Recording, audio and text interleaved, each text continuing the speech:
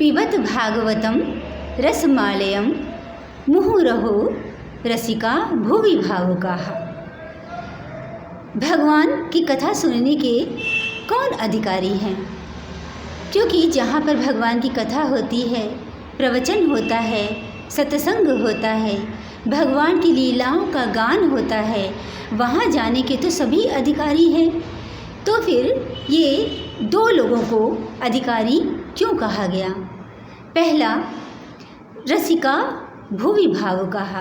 जो रसिक जन है, भावुक जन है, ये कथा सुनने के अधिकारी है। क्योंकि जो रसिक जन होते हैं, भावुक जन होते हैं, ये कथा के पिपासु होते हैं।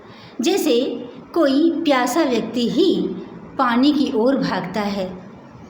अगर किसी को प्यास नहीं है और उसे आप पानी दे तो क्या वो उतने चाव से पिएगा जैसा प्यासा व्यक्ति पीता है?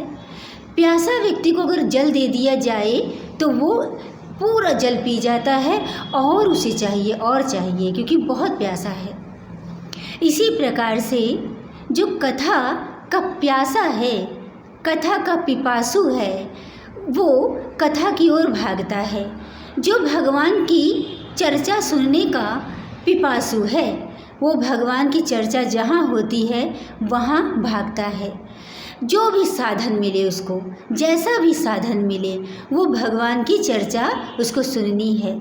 जो पिपासु है वो भगवान की चर्चा होते समय वो पूरा सुनेगा। और जो पिपासु नहीं है, रसिक जन नहीं है, भावुक जन नहीं है, वो थोड़ा सुनकर बस हो गया। क्यों?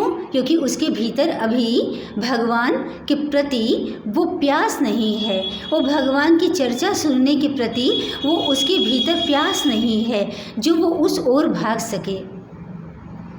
तो जो प्यासा है वही पानी की ओर भागता है।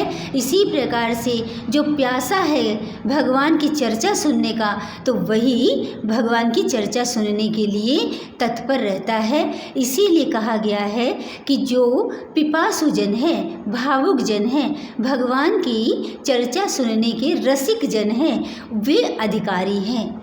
और बाकी सभी अधिकारी हैं। जो आएगा भगवान की कथा सुनने, चर्चा सुनने, सत्संग करने, तो उसका कल्याण होगा। सब अधिकारी है। लेकिन जो पिपासु जन है, रसिक जन है, जब वे कथा सुनते हैं तो कथा उनके हृदय में बैठ जाती है। क्यों? क्योंकि वे उसको बड़े ध्यान से सुनते हैं, पूरा सुनते हैं, कहीं आधा अधूरा नहीं छोड़ते। इसलिए वह कथा उनके भीतर बैठकर उनका कल्याण करती है। क्योंकि कथा तो बहुत हो रही है और कितनों का कल्याण हो रहा है। जो पिपासु जन है, रसिक जन है, बस उन्हीं का कल्याण होता है। ये तो एक हो गए। अब दूसरा कौन है? निर्मत सराणाम सताम। जो निर्मत्सर हो गया है वह कथा सुनने का अधिकारी है। निर्मत्सर क्या है? जिसके भीतर मत्सर चला गया, यानी दूसरे की बढ़ती देखकर। जैसे कोई दूसरा आपका कोई मित्र है या कोई पड़ोसी है, कोई जानने वाला है, वह आगे बढ़ रहा है और उसको आगे बढ़ते देखकर भीतर ही भीतर किसी के मन में ईर्ष्या हो, जलन हो, इसको मत्सर कहते हैं। तो जिसके भीतर मत्सर है वह अभी कथा सुनने का अधिकारी नहीं हुआ है, क्योंकि उसके भीतर तो मत्सर भरा हुआ है। तो कथा कहाँ बैठेगी?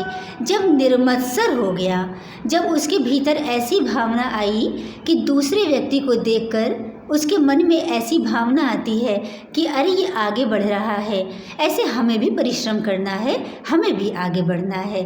तो दूसरे को देखकर वो जले नहीं, बल्कि स्वयं आगे बढ़ने का विचार करे। जब ऐसा व्यक्ति निर्मत्सर हो गया, वह कथा सुनने का, वह भगवान की चर्चा सुनने का, श्रवण करने का अधिकारी होता है। उसी के हृदय में कथा बैठती है। सत्संग में जाने का, प्रवचन में जाने का उसी को अधिकार है। किसी माध्यम से करे, ये नहीं है कि कहीं जाना ही है, किसी भी माध्यम से भगवान की चर्चा में सम्मिलित हो, बस ये आवश्यक है। तो कौन है जो निर्मत्सर हो गया है और दूसरा जो रसिक जन भावुक जन है कथा का पिपासु है। तो हमें भी अगर ये विचार करना है कि कथा हमारे भीतर बैठकर हमारा कल्याण करे तो हमें भी कथा का रसिक जन बनना है, भावुक जन बनना है, पिपासु बनना है। हम भी कथा के प्यासे बने, ये कथा को हम पान करें, रस रूप में पान करें और निर्मत्सर हो जाए तो कथा हमारा भी कल्याण करेगी।